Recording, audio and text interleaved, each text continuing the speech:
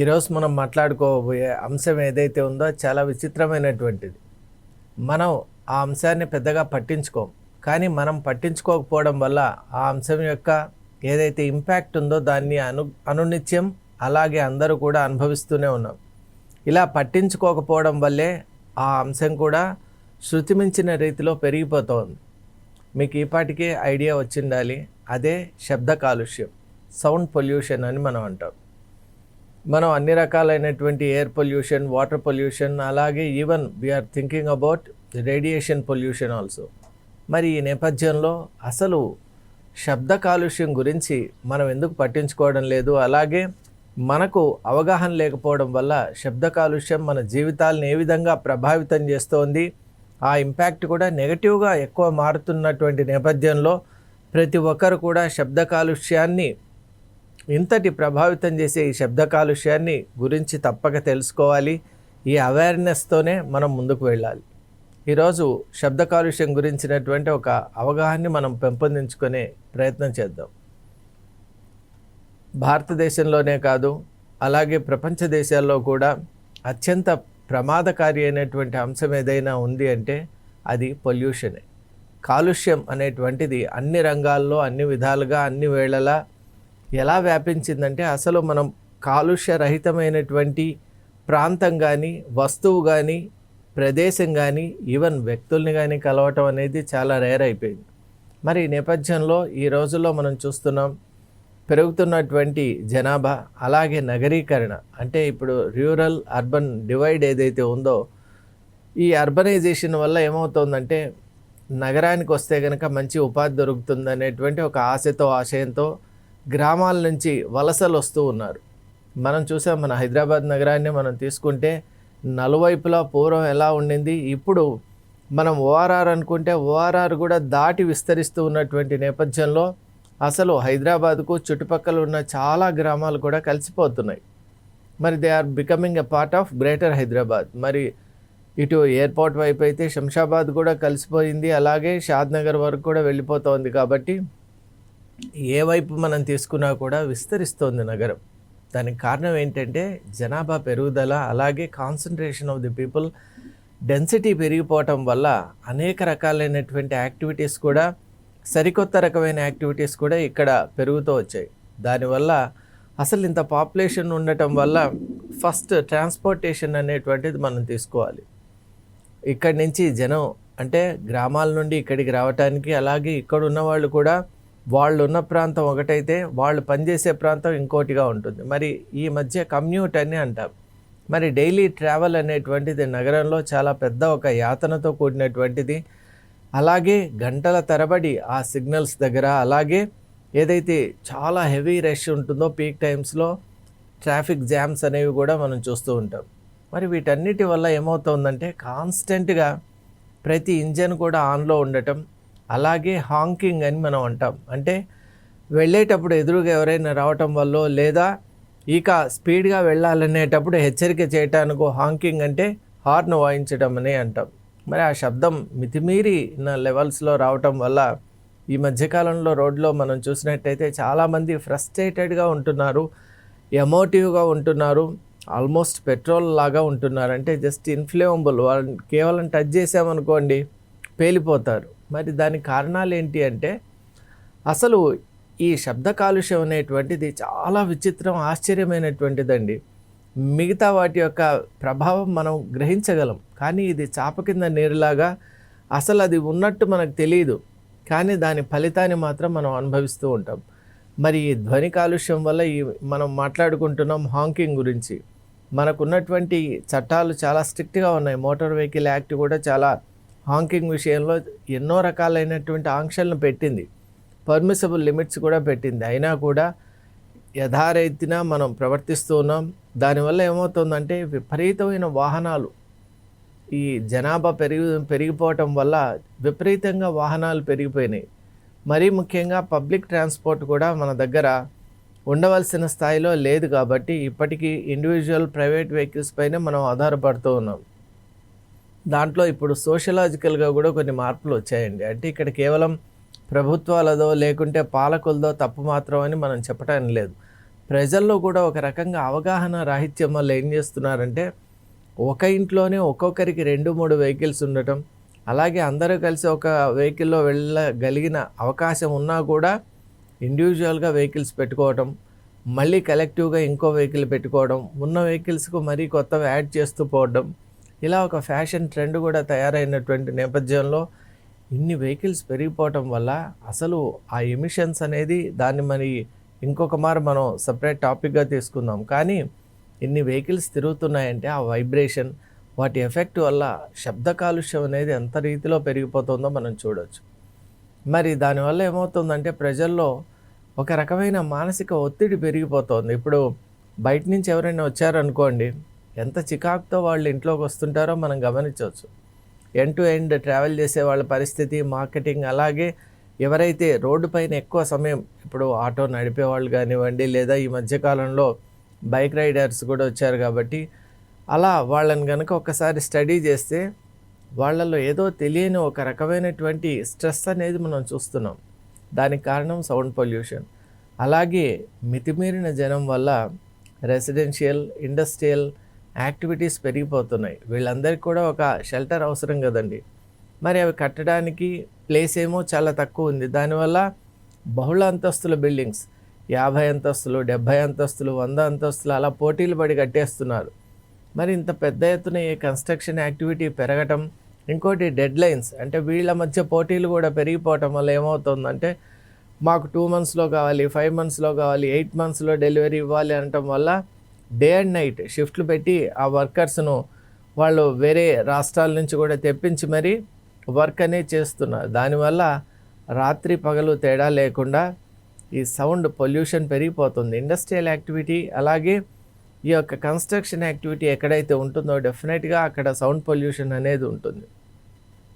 దానివల్ల ఏం చేస్తున్నారంటే ఈ సౌండ్ పొల్యూషన్ వల్ల మన మనసులో కానివ్వండి ఒక అలజడి, అలాగే ఈ ఇండస్ట్రియల్ జోన్స్కు దగ్గర, అలాగే పెద్ద పెద్ద కన్స్ట్రక్షన్స్కు దగ్గర ఉన్న వాళ్ళ విషయం అయితే మనం అసలు చెప్పనవసరం లేదు. వాళ్లకు అసలు స్లీప్ అని మనం అంటాం. అంటే we need a kind of quality sleep for at least 6 to 7 hours per day. మరి అలా మెడికల్ ఎక్స్పర్ట్స్ చెప్పినటువంటి ఆ స్లీప్ అనేటువంటిది ఈ రోజుల్లో ఎవరు కూడా చూడలేకపోతున్నారు. దానికి కారణం ఏంటి అంటే అసలు కన్స్ట్రక్షన్ యాక్టివిటీ జరిగే ప్రాంతాల్లో ఆ వేవ్స్ ఏదైతే ఉన్నాయో సౌండ్ వేవ్స్, అవి మిగతా రెసిడెన్షియల్ క్వాలిటీస్ ఏదైతే ఆ రెసిడెన్షియల్ హబ్స్ నియర్ బై ఉంటాయో వాటిని కూడా చేరుకోవటం, అక్కడ కూడా ఆ శబ్ద కాలుష్యం చేత మరీ చిన్నపిల్లలు, పెద్దవాళ్ళు చాలా అఫెక్టెడ్ పార్టీస్గా ఉంటున్నారు. ఆ నిద్ర లేకపోవడం వల్ల, అలాగే ప్రొఫెషనల్స్ కూడా క్వాలిటీ స్లీప్ లేకపోవడం వల్ల వాళ్ళ యొక్క నెక్స్ట్ డే యాక్టివిటీస్లో కూడా యాక్టివ్గా పార్టిసిపేట్ చేయలేకపోతున్నారు. వాళ్ళ యొక్క ఫుల్ పొటెన్షియల్ని అక్కడ డిస్ప్లే చేయలేకపోతున్నారు. మరి ఇన్ని అనర్థాలకు మూల కారణమైన సౌండ్ పొల్యూషన్ గురించి మనం ఎందుకు స్టడీ చేయటం లేదు, మనం ఎందుకు అధ్యయనం చేయటం లేదు? ఈ మధ్యకాలంలో IIIT ఒక అద్భుతమైన సర్వే చేసింది. దాంట్లో తెలుసుకున్నటువంటి అంశాలు మనం ఒక్కసారి పరిశీలన చేస్తే చాలా ఆశ్చర్యానికి మనం గురి అవుతాం. పర్మిసబుల్ లిమిట్స్లో ఉన్నటువంటి 50 నుంచి 75 డెసిబెల్స్ మనం తీసుకుంటే ఈ రోజుల్లో దాదాపు 100 డెసిబెల్స్ వరకు కూడా బయట మనకు వినిపిస్తోంది. ఇక ఫంక్షన్స్, ఈవెంట్స్, అలాగే రకరకాలైనటువంటి సోషల్ కాంగ్రిగేషన్స్, రిలీజియస్, అలాగే ఈ పొలిటికల్ పార్టీస్, ఇవన్నీ చేసేటువంటి ఆ మోతలు ఎలా ఉంటాయంటే అసలు మనిషి ఏ విధంగా కూడా తట్టుకునే స్థాయిలో ఉండడు. సమ్టైమ్స్ డీజే గురించి కూడా మనం చూసాం. ఈ మధ్యకాలంలో డీజే బ్యాన్ కూడా చేశారు. దానికి కారణం ఏంటి అంటే డీజే వల్ల అది ఇచ్చేటువంటి ఆ హై త్రో ఆఫ్ అవుట్పుట్ వల్ల చాలామంది కార్డియాక్ అరెస్ట్కి కూడా గురయ్యారు. అంటే sound can kill people instantly అనే విషయం కూడా ప్రతి ఒక్కరు తెలుసుకోవాలి. సౌండ్ అనేటువంటిది ఇట్స్ ఎ లెథల్ థింగ్. అది ఎంత జాగ్రత్తగా పర్మిసబుల్ లిమిట్స్, ఇప్పుడు మనకు 45 to 55 డెసిబెల్స్ మధ్య ఉంటే మనకు మేనేజబుల్గా ఉంటుంది. అలా కాకుండా 60 decibels, 75 decibels, even sometimes it's reaching to a peak of 110 decibels. మరి దానివల్ల ఈ రోజుల్లో మనం చూస్తున్నాం ఘోరమైనటువంటి సిచ్యువేషన్. చిన్నపిల్లలు కూడా ఆ ఎఫెక్ట్కి గురవుతున్నారు. వాళ్ళు ఎక్కడో ఉన్నారని మనం అనుకుంటాం, కానీ ఖచ్చితంగా ఈ సౌండ్ పొల్యూషన్ అనేటువంటిది it is affecting every one. ఇంకా క్రానిక్ పేషెంట్స్ గురించి, అలాగే ఏజ్డ్ పీపుల్ గురించి మనం చెప్పనవసరం లేదు. మామూలుగానే వాళ్ళకి నిద్ర పట్టడం చాలా కష్టం. మరి ఈ సౌండ్ పొల్యూషన్ వల్ల అసలు పడుకోలేకపోతున్నారు. ఇక రోడ్డుకు దగ్గరగా ఉన్నటువంటి వాళ్ళకైతే వేవ్స్ రూపంలో కూడా వస్తుంది ఆ సౌండ్ పొల్యూషన్ అనేది. ఒక పెద్ద వెహికల్ వెళ్ళిందనుకోండి, it leaves behind some waves. ఆ సౌండ్ వేవ్స్ అనేది ట్రావెల్ అయ్యి హై రైజ్డ్ బిల్డింగ్స్లో ఉన్న పై అంతస్తుల వాళ్ళకు కూడా ఈ సౌండ్ వేవ్స్ అనేవి రీచ్ అవుతున్నాయంటే శబ్ద కాలుష్యం నగరాల్లో ఏ విధంగా ఉందో మనం అర్థం చేసుకోవాలి. అలాగే మనం ఇంకో విషయం కూడా చూడాలి. ఈ రకంగా మనం కంటిన్యూ చేసుకుంటూ పోతే అసలు మనం ఎడ్యుకేషనల్ ఇన్స్టిట్యూషన్స్ కానివ్వండి, అలాగే వన్యప్రాణుల విషయం కూడా మనం చూడాలి. మనకు హైదరాబాద్లో ఉన్నటువంటి జూ పార్క్ ఏదైతే ఉందో అక్కడ ఉన్నటువంటి యానిమల్స్ కూడా చాలా అఫెక్ట్ అవుతున్నాయి. ఎందువల్ల అంటే అవి కూడా కొంతవరకు మాత్రమే సౌండ్ను తట్టుకోగలవు. Already they are very sound sensitive, better then the humans. కాబట్టి వాటికి బియాండ్ ఏ లెవెల్ కనుక కావటం వల్ల చాలా యానిమల్స్ కూడా సైకలాజికల్గా బిహేవియరల్ చేంజెస్ అక్కడ చూపిస్తూ ఉన్నటువంటి నేపథ్యంలో వెటర్నరీ ఎక్స్పర్ట్స్ కూడా చెప్తున్నారు, డెసిబుల్స్ అనేవి కంట్రోల్ చేయాలి, డెసిబుల్స్ అనేవి మనం తక్కువ చేయాలి. అందువల్లే ఇప్పుడు noise control and regulation rules కూడా వచ్చాయి. కాబట్టి ప్రతి ఒక్కరి బాధ్యతగా ఇది మనం భావించాలండి. ప్రభుత్వాలు చట్టాలు ఉన్నాయి కాబట్టి అవి చేసుకుంటాయి. కాబట్టి మా మానాన మేము వెళ్ళిపోతుంటాం అంటే కుదరదు. పబ్లిక్ ట్రాన్స్పోర్ట్ని ఎక్కువ ప్రిఫర్ చేయటం, అలాగే హాంకింగ్ అనేది తగ్గించటం. We cannot say you have to completely stop it, కానీ తగ్గించాలి, మినిమైజ్ చేయాలి. ఎందువల్ల అంటే ఎడ్యుకేషనల్ హబ్స్ ఉండొచ్చు, హాస్పిటల్స్ ఉండొచ్చు, అలాగే ఏదైనా ఇటువంటి ఎఫెక్టెడ్ పార్టీస్ ఉండేటువంటి ప్లేసెస్ ఉండొచ్చు. కాబట్టి డెఫినెట్గా మనం కేర్ అనేది తీసుకోవాలి. ముఖ్యంగా ఈ సౌండ్ పొల్యూషన్ వల్ల ఈ మధ్యకాలంలో చాలామందిలో హియరింగ్ ప్రాబ్లమ్స్ వస్తున్నాయి. ఆడిటరీ న్యూరాలజిస్ట్ అయినటువంటి ఎక్స్పర్ట్స్ కూడా చెప్తున్నారు. వారు ఏమంటున్నారంటే అసలు మిగతా దేశాలతో కంపేర్ చేస్తే భారత్లో 8 to 10 times ఈ యొక్క సౌండ్ పొల్యూషన్ ఎక్కువగా ఉంది. దీనికి అనేక అంశాలతో సంబంధించినటువంటిది. కాబట్టి మనం ఇది ఏ రకమైనటువంటి అంశం వల్ల ఈ సౌండ్ పొల్యూషన్ అయినా దాన్ని కట్టడి చేయాలి.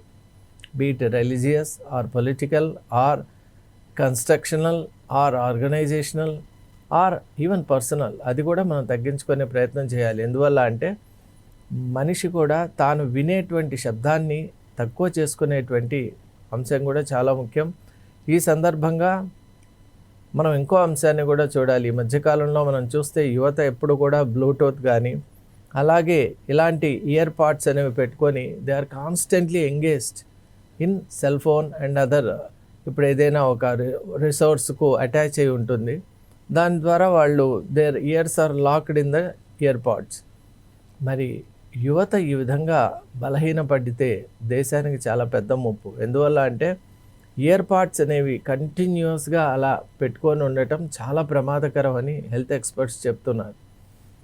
మీరు ఏదైనా ఇంపార్టెంట్ ఏదైనా ఫోన్ కాల్ కానీ ఏదైనా ఒక సమాచారం ఇవ్వాలి అంటే you must use it only for few minutes. అది కూడా డిస్క్రిషన్ ఉపయోగించి. అంతేకాని కొంతమందిని చూస్తుంటాం గంటల తరబడి they are having that ear pods, అంటే అది అలాగే they are part of the body అన్నట్టు మెయింటైన్ చేస్తున్నారు.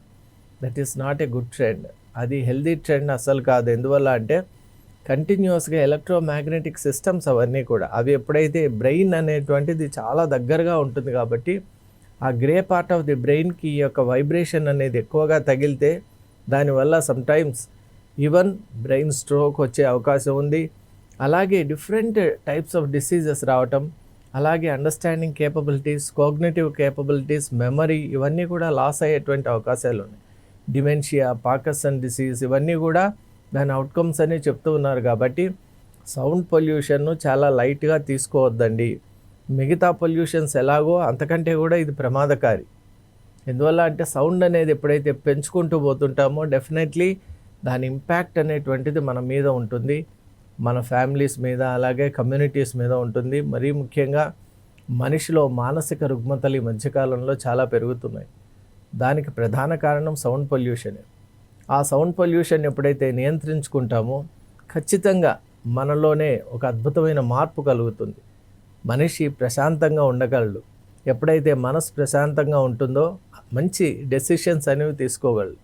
చికాగ్గా గందరగోళంగా ఉన్నటువంటి మనసుతో తీసుకునే డెసిషన్స్ కూడా ఇన్ఎఫెక్టివ్గా ఉంటాయి. కాబట్టి ఖచ్చితంగా నియంత్రణ అనేది మొదలు పెట్టాలి. ఇప్పుడు ఇళ్లలో కూడా వాడేటువంటివి సౌండ్ ప్రూఫ్ క్వాలిటీవి వాడుకోవచ్చు. అలాగే డాంపనర్స్ అనేవి వాడుతుంటారు. కన్స్ట్రక్షన్ యాక్టివిటీస్ వాళ్ళు ఆ సౌండ్ తగ్గించడానికి డాంపనర్స్ వాడాలి. అలాగే ఏ టైంలో ఎంత డెసిబుల్స్ కంటే కూడా ఎక్కువ వాడుతున్నాం అనేటువంటి ఒక రెగ్యులేటరీ మెకానిజం ఉండాలండి. మనకు IIIT కూడా అదే సజెస్ట్ చేసింది. దాంతో ఏంటంటే ఒక ట్రాఫిక్ సిగ్నల్స్ దగ్గర కూడా ఆడిటరీ సిగ్నల్స్ కూడా ఉండాలి. దానివల్ల definitely we can bring down. మన ఎఫర్ట్ అంతా ఏంటి అంటే ఫస్ట్ మనం మినిమైజ్ చేయాలి. మినిమైజ్ చేసిన తర్వాత మెల్లగా ఇంకా బెటర్ చెక్ అనేటువంటిది ఈ సౌండ్ పొల్యూషన్ మీద పెట్టడానికి ప్రతి ఒక్కరికి యొక్క సహకారం చాలా అవసరం. మన ఇంటితో ప్రారంభం చేసి మొత్తం కమ్యూనిటీకి విస్తరింపజేసి యావత్తు రాష్ట్రానికి దేశానికి కనుక విస్తరింపజేసామంటే definitely our state and country will progress like anything. Sound pollution అనేటువంటి ఒక మహమ్మారి నుండి మనల్ని మనం కాపాడుకోవాల్సినటువంటి బాధ్యత మనందరిది. Thank you.